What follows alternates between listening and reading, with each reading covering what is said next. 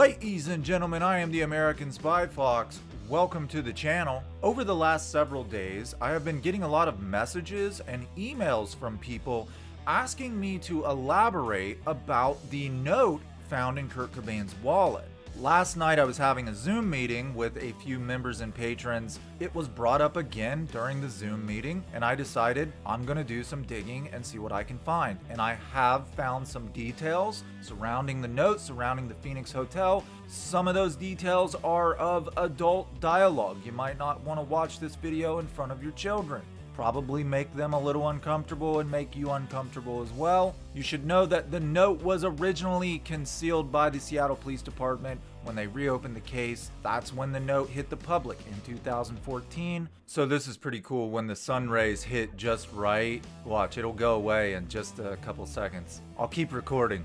You should know that back in 2014, Courtney Love herself did respond to suspicions surrounding this note via email. And we will definitely get to that. This was something I was going to approach in either the next Nirvana series or the one thereafter, but so many people have asked me to elaborate about it, I decided to go ahead, do more digging on my own, and I have found some strange details. The beginning of the story of this Phoenix Hotel note, so far as I've found, begins at the Cow Palace, April 9th, 1993, in San Francisco, California, Courtney Love's hometown.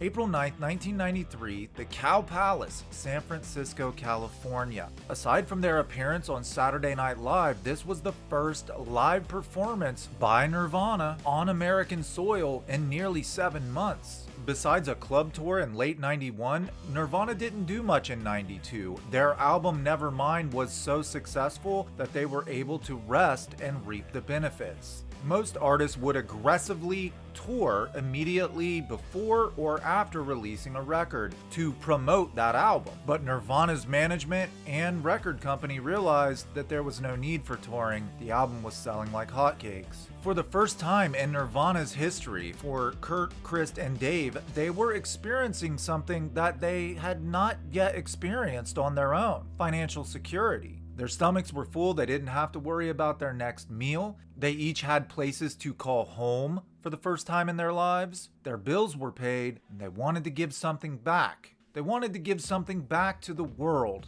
Just the year prior, in April of 92, Serbian forces had infiltrated parts of Bosnia, Chris's family's homeland. Troops were commanded to engage in a medieval warfare tactic that they called ethnic cleansing. In essence, they would kill the men and the children and systematically rape the women, with the intention of getting them pregnant and making them carry to full term. Can you imagine the thought process that went into this? In their minds, they thought that they were breeding the Bosnian Muslim out of them. This was mass serial raping. This was mass genocide, the antithesis of everything Nirvana stood for. And they realized they were in a unique position to try and help. And just real quick, let me interject in the story. Kurt Cobain's last interview kind of made me mad. The interviewer was probing them like, what have you guys done to help women? You guys say you're a feminist band. Well, what have you done? I don't want to be thought of as like nothing more than a PC band, you know. It's that you have so much power because that camera's on you. And, right, you can use it. Notice how Kurt looks at the cameraman like, does she not know what my band does? And then he goes on to explain how much money they've raised for feminist groups. It's ridiculous that she didn't do her homework. Yeah. Had she just looked into the band's recent past history, she would have known what they did for these rape victims. On the other hand, in her defense, at the beginning of the interview, she does explain to Kurt that interviewing bands is not her typical job. So I do a book show in Much, where we talk to You do what? A book show.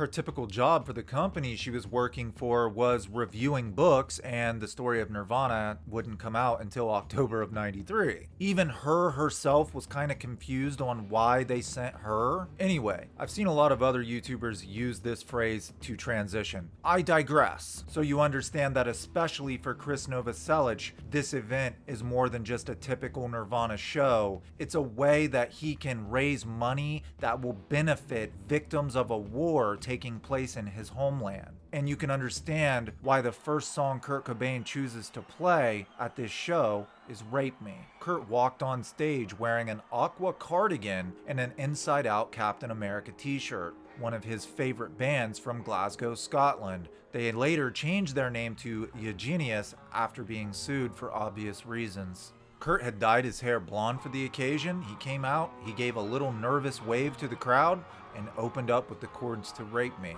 It was at this live performance that a lot of the songs that would appear on In Utero later in 1993 were first introduced live to a huge American audience. Over 11,000 people had come out to the show from as far away as Seattle. Halfway through the set, Kurt looks over at Chris and yells, "I feel great, I could play another hour," and they do. While Nirvana assaults the crowd with this cacophony of noise, Blue, Breed, Sliver, Milk It, Scentless Apprentice, Heart-Shaped Box, even the big hit, Smells Like Teen Spirit. Frances Bean is upstairs in her daddy's dressing room with the nanny Jackie Ferry. Side stage is Pearl Jam's Eddie Vedder. The Melvins' Del Crover is also watching side stage. When Courtney comes down from Kurt's dressing room and suddenly appears side stage, Kurt decides to kick a water bottle at her. Apparently, Courtney dodged out of the way, the bottle narrowly missing her, and she gave a sarcastic wave to Kurt. The performance comes to its climax with the band playing the mystery track from Nevermind, Endless Nameless. Kurt climbs up his amp stack, making friends, family, management, and roadies all alike very, very nervous, and decides to jump off like his childhood idol would have, Evel Knievel, or say his favorite stage presence, Iggy Pop, and the whole show comes to an end, with cymbal stands and drums closing and falling in on an exhausted Kurt Cobain.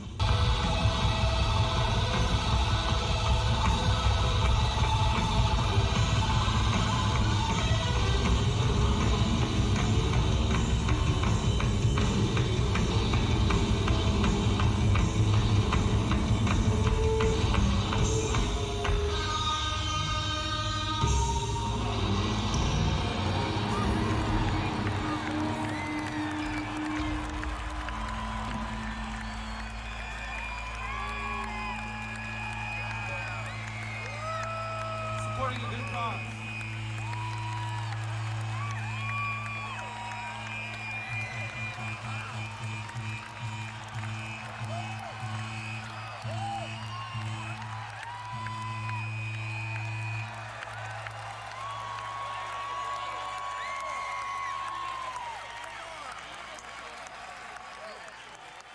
The show is a triumphant success. Nirvana and the other bands, including L7 and the Breeders, managed to raise over $50,000 for the Bosnian rape victims. Everybody from the Nirvana entourage wants to continue celebrating, and they all decide to move to the courtyard of the Phoenix Motel to keep the party going. The Phoenix is known as a bit of an edgy hotel where rock stars would frequent, sort of like the Chelsea Hotel in New York. People go there to have a good time. There's often celebrities around. You guys get the picture. So everyone from the Nirvana entourage moves to the Phoenix. And when I say everyone, I mean everyone. Chris is there with his wife Shelly. They had picked up 4 cases of beer for everybody. Dave is there with his mother and his sister. Kurt's guitar tech, Ernie Bailey, is there with his wife Brenda. Nirvana's tour manager, Alex McLeod, is there. Even the lighting designer, Suzanne Sasek, is there. The folks from Gold Mountain are there. Mark Cates from DGC Records, the other band's friends. You get the idea. Everyone is at the Phoenix. So where is Kurt and Courtney? Later, Rolling Stones writer Michael Azerrad would ask Courtney why her and Kurt didn't join the whole gang after the triumphant gig, to which she replies, "The Phoenix holds some bad memories for us. Unfortunately for us, Courtney does not elaborate any further than that, which, if you think about it, it's kind of strange behavior. Courtney loves to blab, blab, blab her mouth, but in this situation, she just simply says, the Phoenix has bad memories for us. We don't go there anymore. So you know what this implies. It implies that the note with the Phoenix hotel stationery on it that was found in Kurt Cobain's wallet at his death scene had been in his wallet at least before April 9th, 1993. If what Courtney told Michael Azerrad is true. If on April 9th, 1993, they refused to go with the rest of their extended family, the Nirvana family, to party and celebrate this triumphant live show benefiting Bosnian rape victims, if they refused to go there and they never went there again because it held such bad memories for them, that means the note comes from before April 9th, 1993. Okay, so before we get to the big question, what everybody wants to know, including myself, what was the bad memory? Let's just take care of one thing at a time. We've established a timeline. We know that it had to have come pre-April 93. Is it uncommon for a man to carry a note or a receipt or a coupon or whatever, a man or woman, to carry something in a wallet for years? Yes. I think it was no more than a month ago I pulled out a receipt out of a crevice out of my wallet that was like 4 years old. Again, this is something Courtney responded to via email back in 2014 when the note was first released. She said that it was their form of wedding vows. And I gotta be honest with you, I think this is one of the few times Courtney's actually telling the truth. The language in that note is very aggressive, it's very derogatory towards women. I don't think it's something Kurt would have written himself. I think it's more of a Courtney sort of note. I think Kurt and Courtney were aware that there were people who often said, why is he married to her? She's not even pretty. She has pimples. She's using him for money. She pushes drugs on him so she can manipulate him. I think they were aware of this. I think Courtney made a joke out of it and said, here, honey, will you carry these wedding vows with you in your wallet? And he agreed to do it. And possibly forgot that the note was even in his wallet. That is exactly how Courtney explained this note away back in 2014, and honestly, I'm inclined to believe her. What I'm more interested in is what happened at the Phoenix motel that caused Kurt Cobain to never want to go back there again with his wife, even when the entire Nirvana family is there celebrating. He will not step foot even in the courtyard of the motel where everybody's outside partying. So the question really isn't what was the note about, who wrote the note. I think it's very simple. I think Courtney wrote it. I think Kurt put it in his wallet and forgot he ever had it. The question is, what caused him to resent the Phoenix Motel? What we know about the Phoenix Motel is that back in the day, a lot of rock stars stayed there. They had a pool called the 69 pool. Rock stars would show up there with hordes of groupies. A lot of nefarious activities went on. Is it possible Courtney had an infidelity there? Once you start speaking to not A-list or even B-list celebrities, but people who knew Kurt and Courtney during that time, they'll tell you that Courtney cheated on Kurt all the time, and that she even tried to push an open relationship on him. Could it possibly be just that Courtney did something there with somebody and Kurt couldn't stand to look at that motel? This is a question I've not been able to find the answer to. I'm sorry if it leaves you on a cliffhanger. I don't think the mystery lies within the note itself. I think the mystery lies in, why did Kurt Cobain never want to again visit the Phoenix Motel? That's the answer I want to find, and I'm hoping someday I'll find it.